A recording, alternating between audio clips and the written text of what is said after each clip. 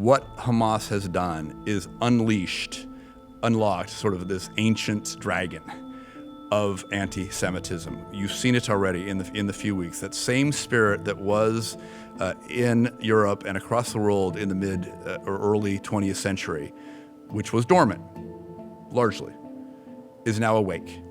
And you're seeing it in the cities across Europe. You're seeing it here in the US. You're seeing it all over the place on social media. One of the things that I think is being completely missed by the mainstream media, you won't hear this from governments or from anyone else, which is the religious or spiritual aspect of what is happening here. And what do I mean by that? Well, specifically, as you fully appreciate, for the Jews, for Christians, and for Muslims, Jerusalem is effectively the center of the universe. And for each of them, there's enormous significance here in what is happening. But what a lot of us don't understand, even those who do understand the Christian religious tradition or otherwise, is to appreciate just how deeply embedded is an Islamic view of the end times, an eschatology that has everything to do with what is happening here in Israel and with Jerusalem right now. That's a big thing. Now, before we get into that, because that's huge and central, I just want to reiterate what I say throughout my life, is that we're living in this bifurcated reality. The mainstream media, including much conservative media, is secular.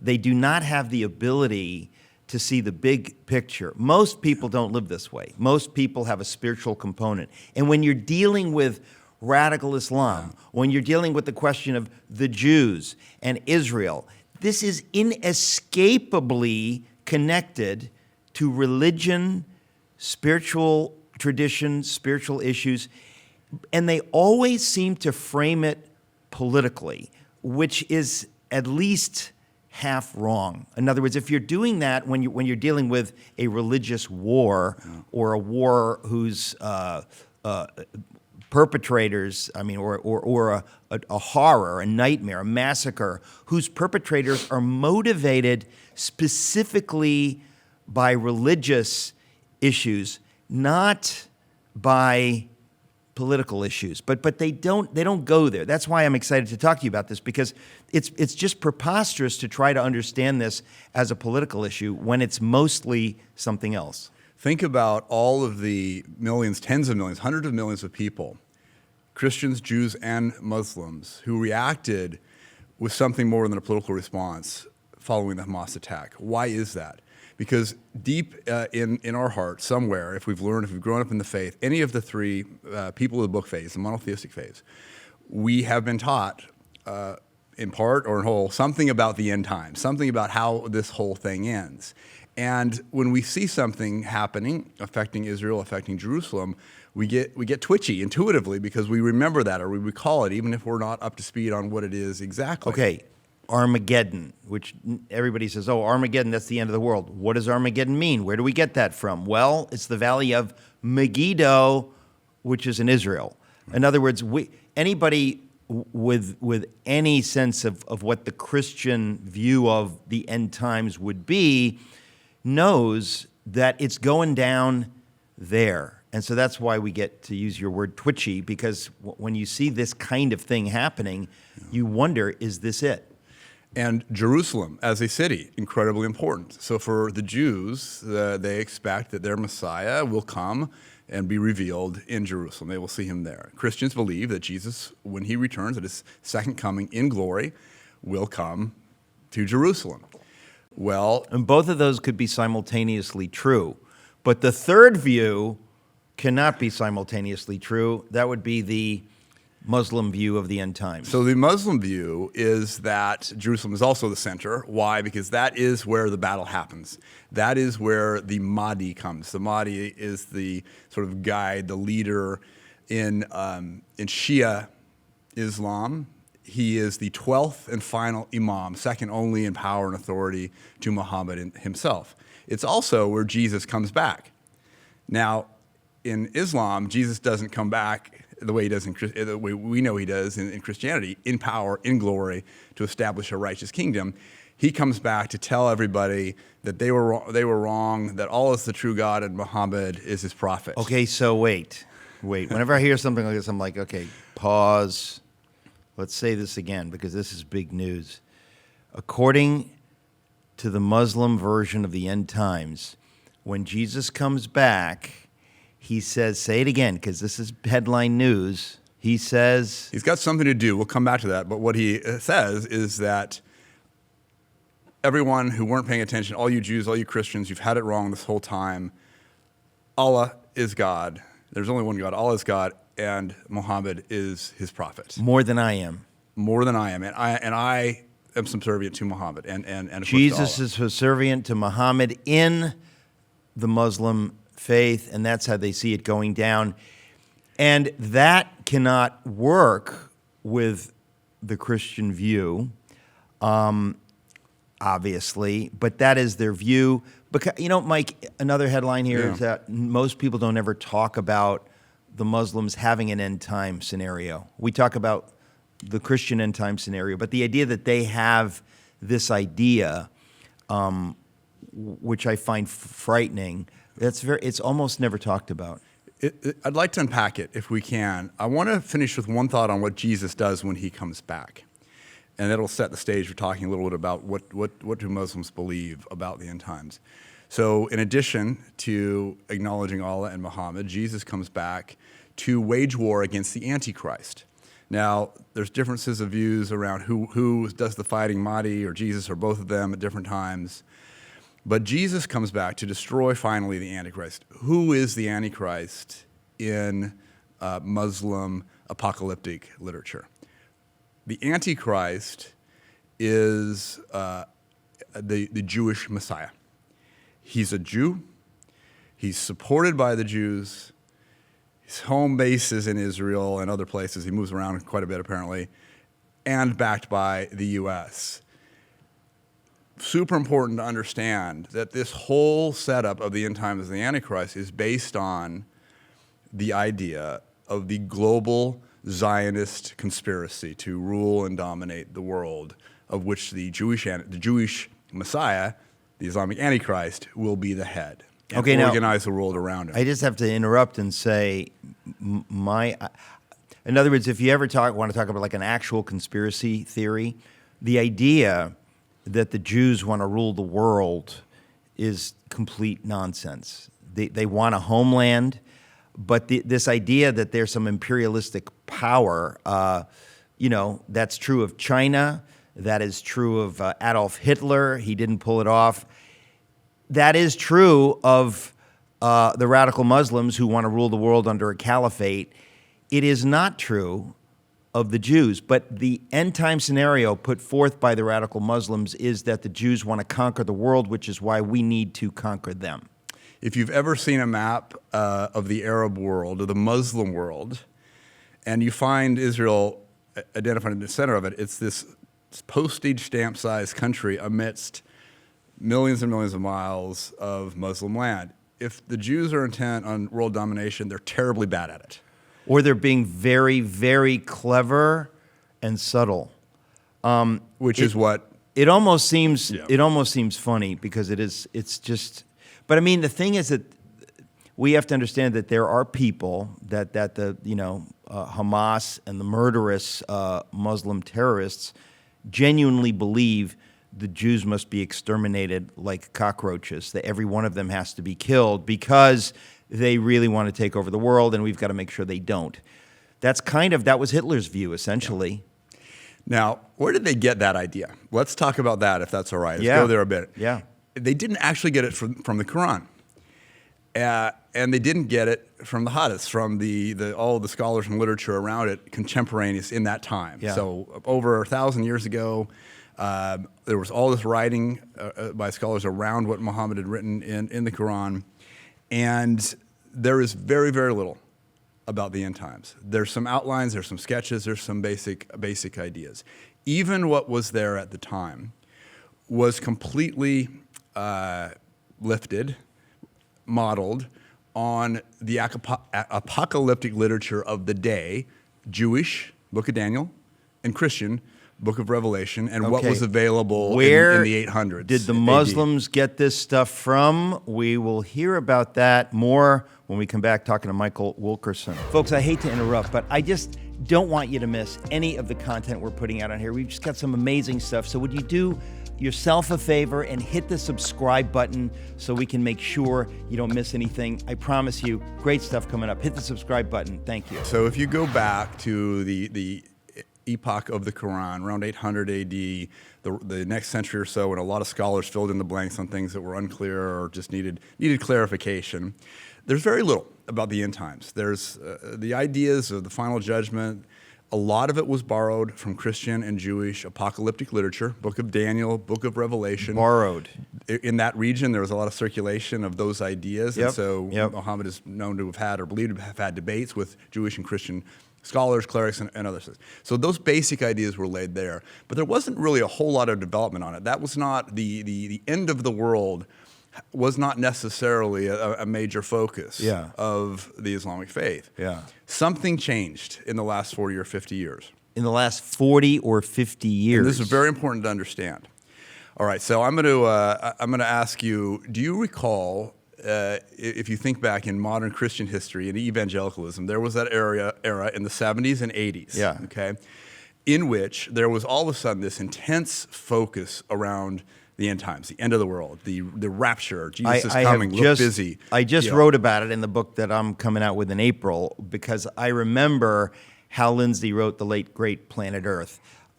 David Wilkerson wrote The Vision. Suddenly there was a lot of this kind of discussion, which, you know, there'd been some before, but it suddenly became a big thing in the 70s. So what's fascinating, at least to me, maybe not to you, is that there was this resurgence in Muslim apocalyptic literature that followed on from that. And without shame or otherwise, they reference these same names: Tim LaHaye, Hal Lindsey, Jerry Falwell, Pat Robertson, all of these authors, speakers, and otherwise who were sort of explaining a theology, an eschatology, a study of the end times around it. And it was coincident with the rising conflict in the Middle East, which we'll get into in a moment. But I want to make one point about the outcome of that. I think when we look back at that era in Christendom, we look at it and we say we should always be aware of the end times. Jesus says, always be ready, etc.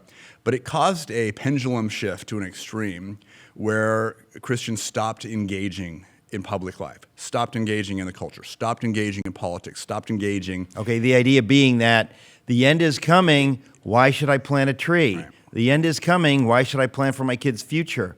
Let's get the Slim Jims and the water purification tablets. Let's build a root cellar, and we're going to hunker down and wait. Terrible And idea, very dangerous. We lost a generation. Unbiblical, harmful. Okay, so that happens in evangelicalism around that time, or through that generation. Something different. We'll come back into what they actually were talking about, but just imagine that the Muslim apocalyptic literature was growing almost on the tailwinds of that. But something different happens. Neither the Christians nor the Muslims looked at this as an opportunity to say, okay, let's build for the future. Let's build giant cathedrals and let's plan for 3 generations. No, Christians exited off stage, hunkered down, as you said. The Muslims, at least the ones who were inspired and radicalized by these views, because this certainly isn't all Muslims, nor is it all Muslim belief, but those who were truly inspired by it were radicalized to action. What do I mean? That I think that there is a latent belief in this part of the Islamic community that by our actions, we can accelerate the coming of Mahdi. We can bring about the circumstances. Was part of this, I'm old enough to remember in 1979 in Iran when the Shah was deposed and Ayatollah Khomeini becomes the leader of this Iranian revolution. That seems to me to have been a big kickoff in everything we're talking about. You're 100% right. So in a very marked way, that was the first shifting of the season towards this, in the mind of the Muslim apocalyptist. Yeah. The beginning of the end. That was the birth pangs. what happened after that? Then you had the U.S. attack on Iraq in response to Iraq's invasion of Kuwait, seizing of the oil fields, which they point to passages in the Quran that say point to this, to the Byzantine barbarians coming for it. Everything that happened in Eastern Europe, Bosnia, Croatia, all of that time, 9/11, war on terror, is interpreted as signs of the times, bringing us closer to the end of the world, to this capstone moment that you referenced of Armageddon. Right. Now,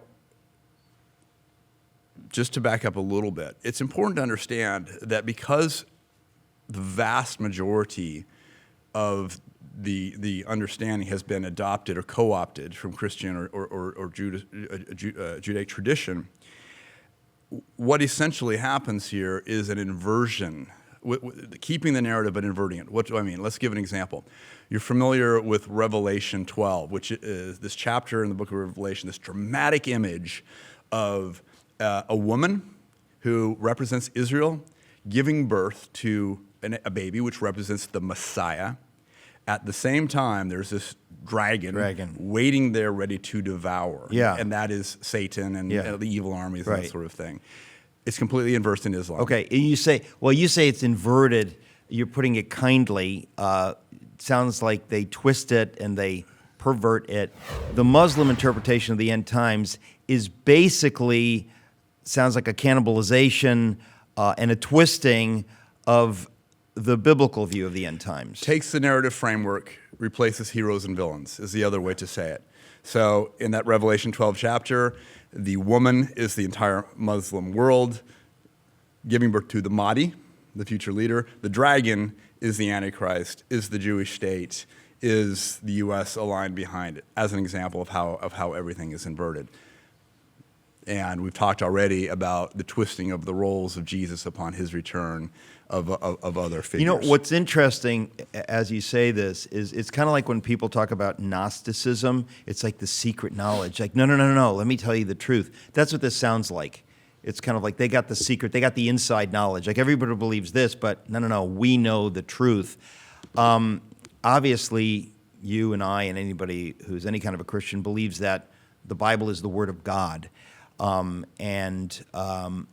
It's fascinating that they use it, talking about these Muslims, they use it to suit their needs, and they throw out what they don't like. I mean, the idea that Jesus is God, the idea of the Trinity, the idea that he will rule and reign forever and ever. They take what they like, but then the parts they don't like, they spit out. And if you're a Christian, you're obliged to say, I can't accept that. That's not what the Bible says. That's not what the church has taught for 2,000 years. Yeah. So one of the things that's interesting is you look at, again, I want to underscore that a lot of this thinking has really developed and blossomed, which is not the right word for this, but sort of grown like a weed, maybe is the right way to say it, in the last 3 or 4 decades. And so a lot of this thinking has been molded in part to adjust, as we talked about, to the existing narrative framework and then change everything up, but also to adjust to modern circumstances. Now, we started to talk about Iran. I want to come back to Iran, but what I will say at the same time is a lot of this, the writers, the scholars, the thinkers, the Muslim apocalyptists were in places like Egypt and Saudi. And those governments, Sunni governments, are a bit more moderate, trying to maintain relationships with the U.S., with the West, et cetera, have spent a lot of time over the past 3 or 4 decades trying to suppress this radicalization, because there is now, in a sense, an elite versus popular view. The radicals have captured the popular attention of people who are unemployed, who are struggling under the hands of their governments. And so, not surprisingly, these governments in Saudi, Egypt, elsewhere, arrested, imprisoned, et cetera, these authors, these thinkers around this issue, which, as often happens, only tended to increase their popularity and spur them on. And so now these governments are faced with a real dilemma. These governments being principally Egypt and Saudi Arabia. And let's say the other neighboring Sunni governments around Israel. Jordan, Syria is a bit of a different case. Okay. But even the UAE, ones that are, again, trying to somehow walk this fine line between their faith and the relationship with the West and their economies. Iran following the revolution that you mentioned, has never taken that view. It turns out that the radicals are the ones who are in charge. Right. Okay, so in Iran, you have this weird situation where you have sort of two heads of government. You have the secular government under Ibrahim Raisi, and then you have the true head, the supreme leader, the cleric, in Ayatollah Ali Khamenei, who is basically following his predecessor, declared it is an Islamic state, and as doctrine and policy is the destruction of Israel. So in other words, this apocalyptic view that the Jewish state must be eradicated, that the Antichrist is Jewish, all of these things has made its way into the infrastructure of what is now on the cusp of becoming a nuclear power. Thank you, Barack Obama. Thank you very much.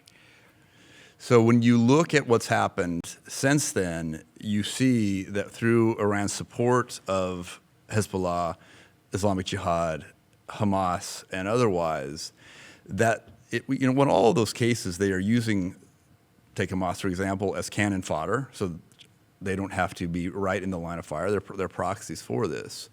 But it is official policy, the death and the destruction of Israel. Now, Iran saw something frightening, which is following President Trump's initiatives around the Abraham Accords, to bring in the UAE, to bring in these other nations, and then over the last year, Saudi Arabia, in a approachment and an attempt to reach an agreement on similar terms around an agreement, terrifying to the Shia world, because they see that as getting in bed with the Antichrist, essentially, and would do anything to stop it. And it's pretty clear that they will likely succeed. In other words, the Iranians will likely succeed in stopping the Saudis and others from improving their relationship, because right now Israel is forced to take a just response to the horrifying terrorist actions that have happened. Israel cannot respond proportionally. Israel has a very small population, a very small place of land. Israel has to respond justly and in order for its own self-defense. However, those actions will further stimulate, provoke, radicalize the Muslim nations around it and make their governments unable, in face of popular revolt and other issues, to continue down a line of rapprochement with Israel. Wow.